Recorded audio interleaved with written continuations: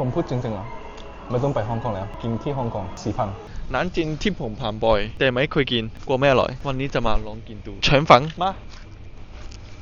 โว้หมาล่าชิคเก้นพอๆเหมือนฮ่องกงเลยเห็นไหมอันนี้酸菜魚ด้วยปลาต้มปลากันตอง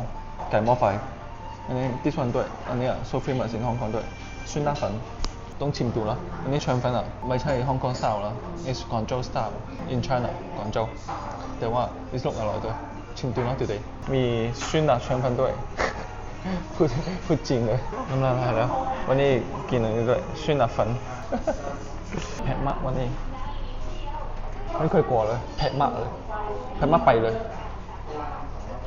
ดูแล้วว่าอร่อยไหมช่วงแม่ในพี่ผมeatingด้วยคนมากินเยอะมากเห็นคนกินไก่ปลา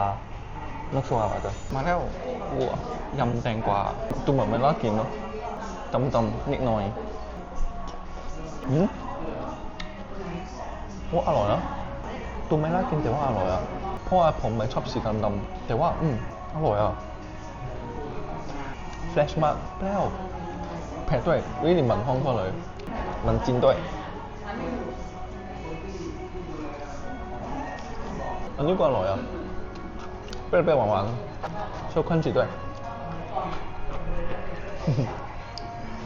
อร่อยอันนี้เอาขึ้นไม่ได้really เหมือนจีนจริงๆแล้วลองดูเทสเหมือนจีนไหมผมใส่ไข่หมูกับมัสรูมว้าวอร่อยเป้งปังมากเห็นไหมเป้งปังมากจริงๆใส่พริกนิดหน่อยว้าวพริกก็ลูกสวยแล้ว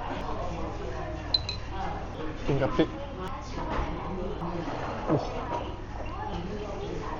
ว้าวอร่อยมากว้าวมาแล้วดีมากอันนี้2 คนนะผมจะสั่งปูเวจีเต้าหู้หมูเส้นว้าวlook so good ไก่ก็อร่อยเห็นไหมหมูเส้นหอมด้วยอ่ะทุกคนผมชอบกินอันนี้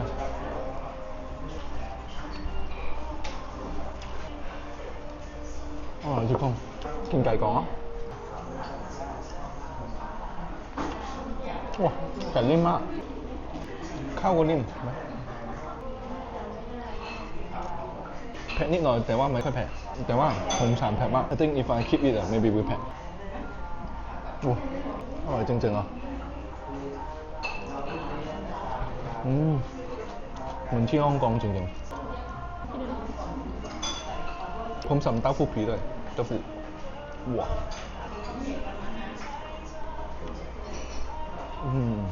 ทำไมได้อร่อยผมกินก่อนอ่ะเดี๋ยวมาให้คะแนนผมพูดจริงๆอ่ะไม่ต้องไปฮ่องกงแล้วกินที่ฮ่องกง4,000กินนี่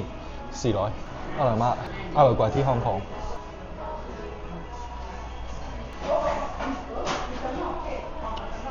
ดูหมดแล้วอร่อยมากอิ่มด้วยว้าอิ่มมากทุกคนผมให้อันนี้ 9.5 คะแนนอร่อยจริงๆ 0.5 let them improve เลยบ๊ายบาย